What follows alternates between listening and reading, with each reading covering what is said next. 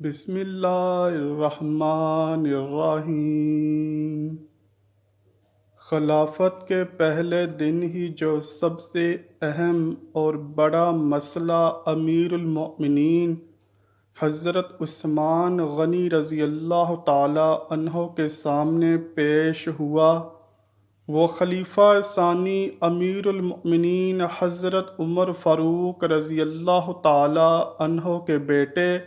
عبید اللہ ابن عمر کا مقدمہ تھا، جنہوں نے پہلے ہرمزان، پھر جفینہ اور اس کے بعد ابو لولو کی بیٹی کو قتل کر دیا تھا۔ دراصل یہ تہر قتل کا مقدمہ تھا، جو کہ مسلمانوں کے لیے بڑی سخت آزمائش تھا۔ ان تینوں کے قتل کا مختصر واقعہ کچھ یوں ہے کہ جب ابو لولو ملعون نے حضرت عمر فاروق رضی اللہ تعالی عنہ کو خنجر کے وار کر کے شدید زخمی کر دیا اور پکڑے جانے کے خوف سے خود اپنی جان بھی اسی خنجر سے لے لی، تو حضرت عمر فاروق رضی اللہ تعالی عنہ کو زخمی حالت میں ایک مکان میں منتقل کر دیا گیا، جہاں آپ زخموں کی تاب نہ لاتے ہوئے تیسرے دن خالق حقیقی سے جا ملے۔ اس دوران کچھ لوگوں نے بیان کیا کہ انہوں نے ابو لولو ہرمزان جو کہ مسلمان تھا اور جفینہ جو کہ عیسائی تھا، وہ ایک جگہ بیٹھے گفتگو کرتے دیکھا تھا۔ جب وہ ان کے پاس پہنچے تو سب کھڑے ہو گئے اور خنجر ان کے ہاتھ سے گر گیا۔ یہ وہی خنجر تھا جس سے ابو لولو نے حضرت عمر فاروق رضی اللہ تعالی عنہ پر حملہ کیا تھا۔ یہ بات جب عبید اللہ ابن عمر بن خطاب نے سنی تو اپنے والد حضرت عمر فاروق رضی اللہ تعالی عنہ کے انتقال کے بعد ننگی تلوار لیے ہوئے نکلے اور ہرمزان تک پہنچ کر اسے قتل کر دیا۔ اس کے بعد وہ جفینہ کے پاس پہنچے اور اسے بھی قتل کر کے اس کی پیشانی پر تلوار کی نوک سے صلیب کا نشان بنا دیا۔ اس کے بعد آپ ابو لولو کے گھر پہنچے اور اس کی بیٹی کو بھی قتل کر ڈالا۔ یہ خبر پورے مدینے میں آگ کی طرح پھیل گئی۔ حضرت صہیب رضی اللہ تعالیٰ عنہ جو کہ اس وقت نماز پڑھانے پر مامور کیے گئے تھے، آپ نے فوراً مداخلت کی اور لوگوں کو بھیجا تاکہ عبید اللہ ابن عمر بن خطاب کو مسلمانوں کے قتل سے روکا جا سکے۔ چنانچہ حضرت سعد بن ابی وقاص وہاں پہنچے اور ان سے تلوار چھین لی اور انہیں قید کر لیا گیا تاکہ انہیں خلیفہ وقت کے سامنے پیش کیا جا سکے کہ وہی ان کے بارے میں کوئی فیصلہ کریں گے۔ دوسری طرف امیر المؤمنین حضرت عثمان غنی رضی اللہ تعالیٰ عنہ اور صحابہ کرام بشمول امیر المؤمنین حضرت علی رضی اللہ تعالیٰ عنہ بیعت کے معاملے میں مصروف تھے۔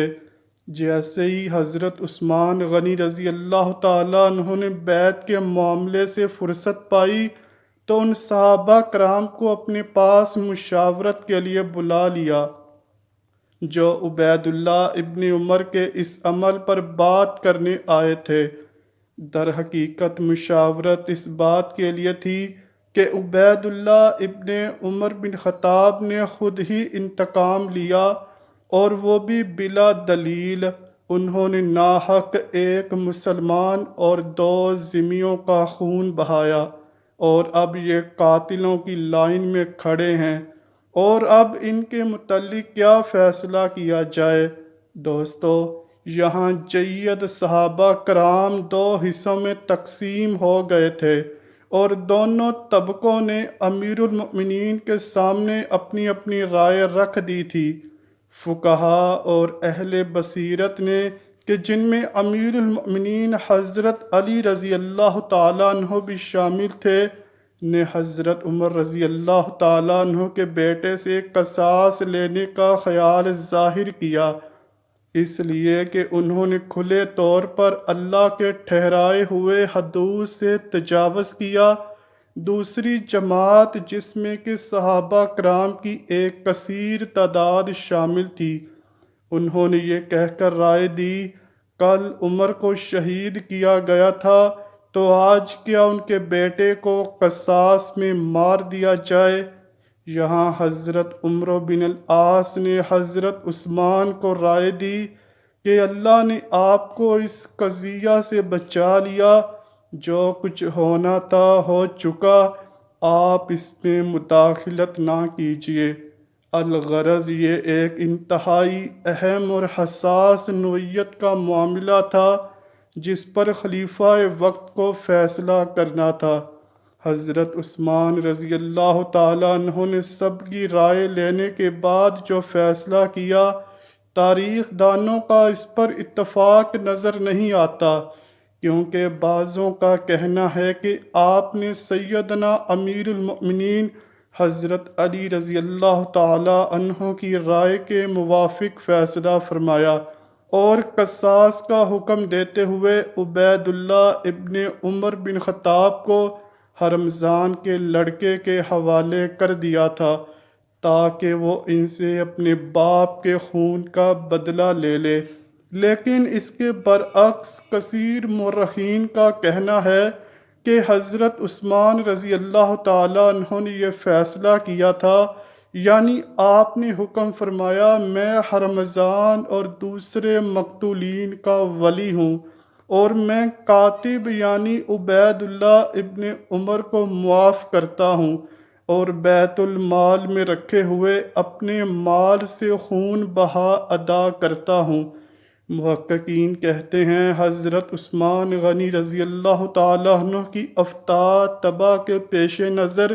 یہی خیال ان کی سیرت سے میل رکھتا ہے،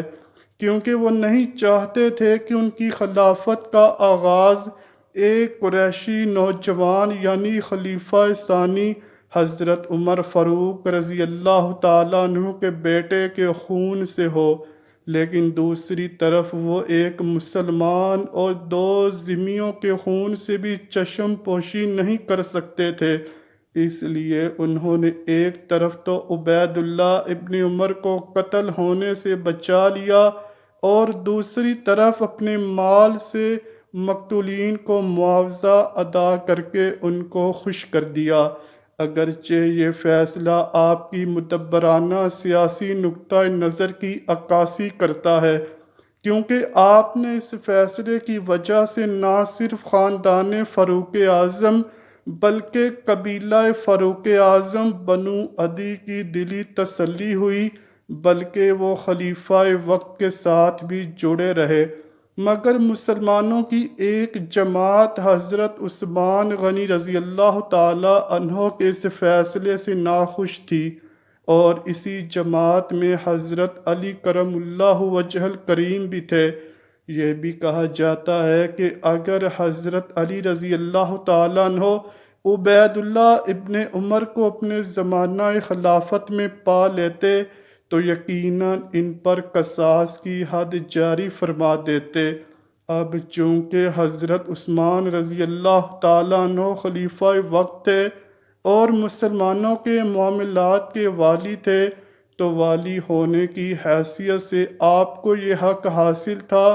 کہ آپ معاف فرما دیتے، جو آپ نے بخوبی کیا، اور اپنے مال سے دیت ادا کر کے معاملہ رفع دفع کر دیا۔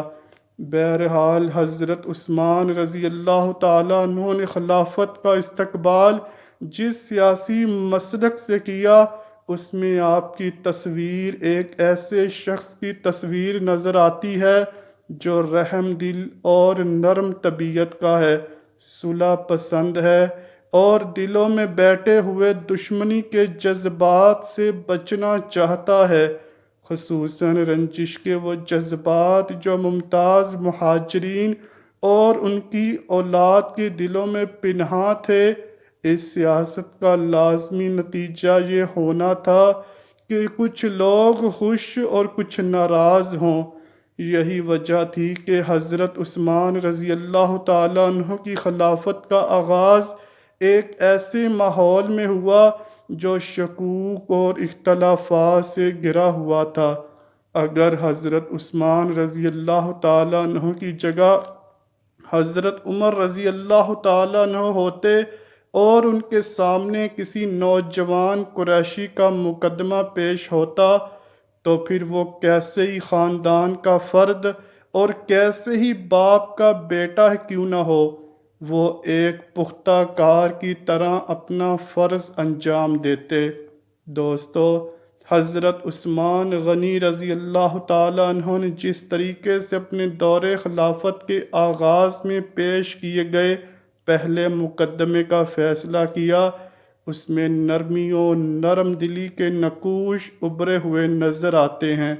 دعا ہے رب العالمین آپ پر اپنی رحمت فرمائے اور ہمیں دین اسلام پر صحیح معنوں میں عمل کرتے ہوئے زندگی گزارنے کی توفیق عطا فرمائے، آمین یا رب العالمین۔